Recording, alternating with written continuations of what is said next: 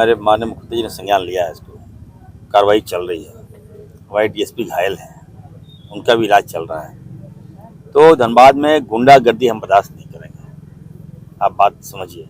मधुबन थाना क्षेत्र में हाल ही में हुई गोलीबारी, बमबाजी, आगजनी और बाघमारा एसडीपीओ पर हमले के मामले में स्वास्थ्य मंत्री डॉक्टर इरफान अंसारी ने सख्त रुख अपनाते हुए कहा कि धनबाद में गुंडागर्दी किसी भी हाल में बर्दाश्त नहीं की जाएगी।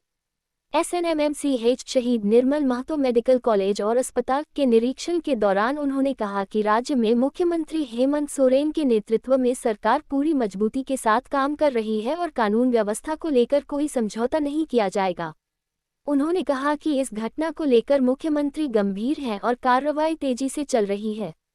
डॉक्टर अंसारी ने भाजपा पर निशाना साधते हुए कहा कि धनबाद को भाजपा ने माफियाओं और लूट का अड्डा बना दिया है।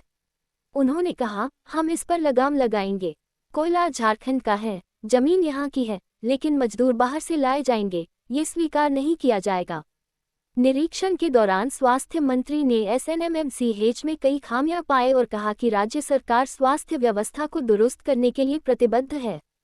उन्होंने भरोसा दिलाया कि स्वास्थ्य सेवाओं को बेहतर बनाने के लिए सभी आवश्यक कदम उठाए जा रहे हैं। डॉक्टर अंसारी ने कहा कि कोयला क्षेत्र केंद्र सरकार के अधीन है, लेकिन राज्य सरकार यह सुनिश्चित करेगी कि कोयला खदानों में स्थानीय लोगों को प्राथमिकता दी जाए। उन्होंने कहा कि राज्य के संसाधनों का उपयोग झारखंड के लोगों के कल्याण के लिए होना चाहिए। मेरा सारे डॉक्टर हमारे और नाम प्राइवेट हॉस्पिटल का, ये तो नहीं होगा। ये डॉक्टर्स को भी मैंने कहा है कि ठीक है, आप उत्साहित हैं क्योंकि आपका एक डॉक्टर मंत्री बना है, लेकिन आप लोग सरकारी जो व्यवस्था उस पर ध्यान दें, प्राइवेट पे ध्यान ना दें। मैं ठीक करूंगा। और ये जो हॉस्पिटल है, बेसिक्स जो फर्स्ट स्टेज के लायक नहीं होना चाहिए हॉस्पिटल।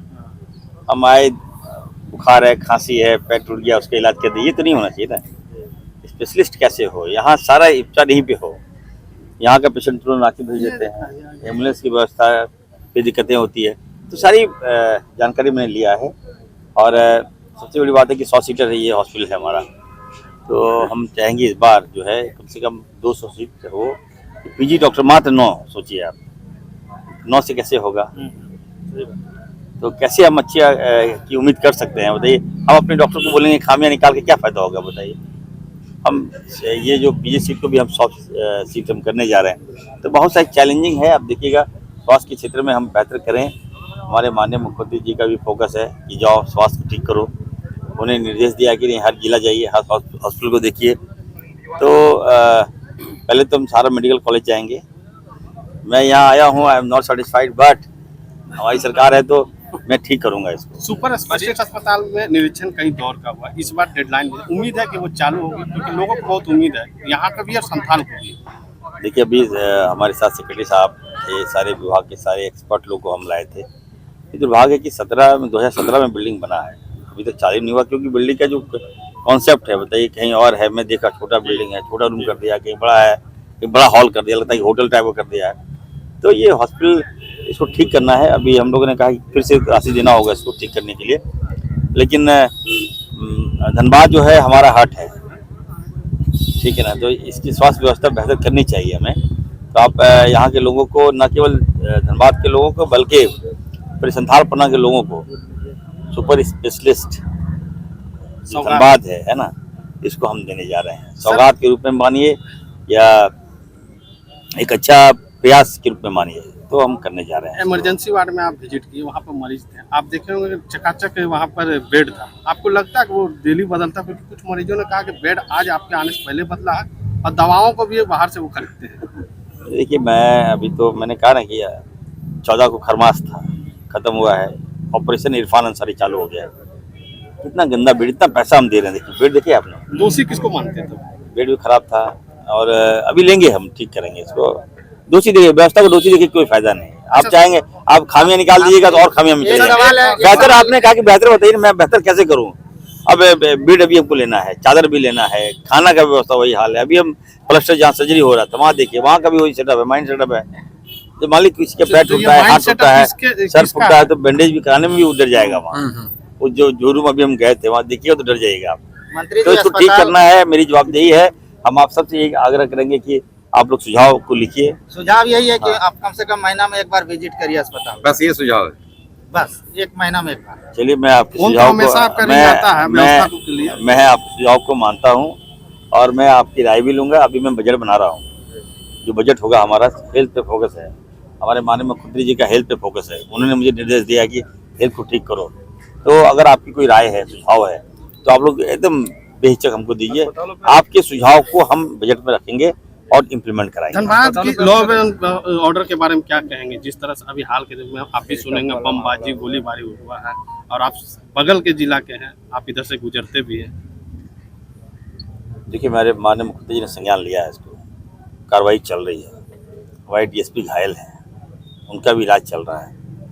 तो धनबाद में गुंडागर्दी हम बर्दाश्त नहीं करेंगे। आप बात समझिए, सरकार आ गई है, फुल फ्लेजेड सरकार आई है।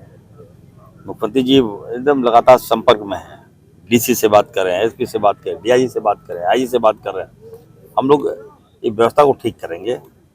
थोड़ा केवल आप लोग, मैं बार बार बोल रहा हूँ, अगर कहीं लगता है कि नहीं ठीक करने के आपकी मदद की आवश्यकता हो, आप दीजिए। सर, सबसे बड़ी सवाल होती है कि बीसीसीएल में जब आउटसोर्सिंग कंपनी आती है तो वहाँ सबसे बड़ी प्रॉब्लम होती है जमीन के मालिकाना हक। रैयत अंचल कार्यालय के चक्कर लगाते हैं, बीसीसीएल कार्यालय के चक्कर लगाते हैं, लंबे समय तक झेलते हैं और उसके बाद परिणाम ये होता है। तो ऐसे में अंचल कार्यालय को कितना दुरुस्त करने का बारे में बताएं। अंचल देखिए, एक तो पार्ट है।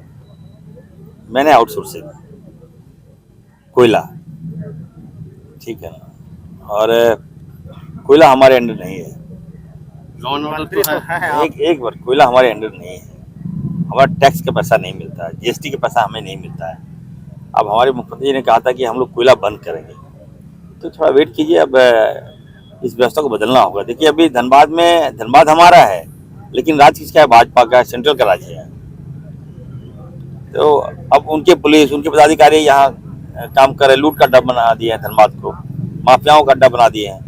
इस पर लगाम लगाएंगे और हम चाहेंगे कि जमीन हमारा, कोयला हमारा, लोग हमारे, मैन पावर बाहर का, भाजपा का।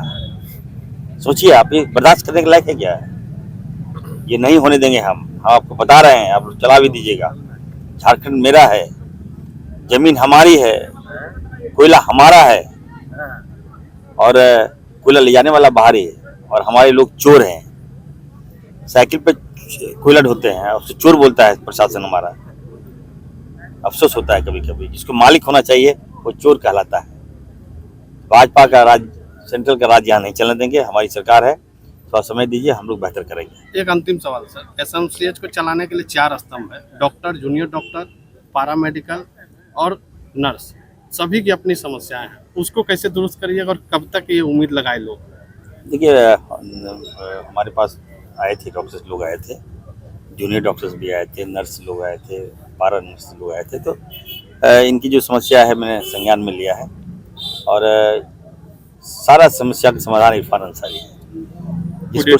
जिस कुर्सी पे मैं बैठा हूँ, यकीन मानिए आप लोग, थोड़ा समय दीजिए। मैं खुद एक डॉक्टर हूँ और अपने खासकर कलिस की जो भावनाओं को मैं समझता हूँ बढ़िया से, तो बेहतर करूँगा और बेहतर से बेहतर करके दिखाऊंगा। जहाँ आपको लगे खामियां, मीडिया में मत छापिए, हमको बताइए, मैं ठीक करूँगा, दुरुस्त करूँगा।